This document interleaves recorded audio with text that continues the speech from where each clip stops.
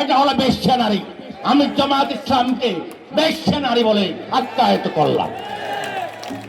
1947 সালে আপনারা পশ্চিম পাকিস্তানের বিরোধিতা করে ব্রিটিশের পক্ষে ছিলেন।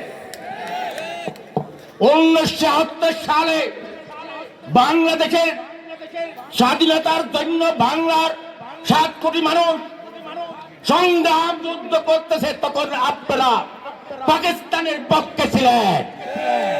আপনারা পাকিস্তানের পক্ষে থেকে আমার বাংলাদেশের 30 লক্ষ মানুষের হত্যা করেছেন, 2 লক্ষ মানুষের ইজ্জত নষ্ট করেছেন।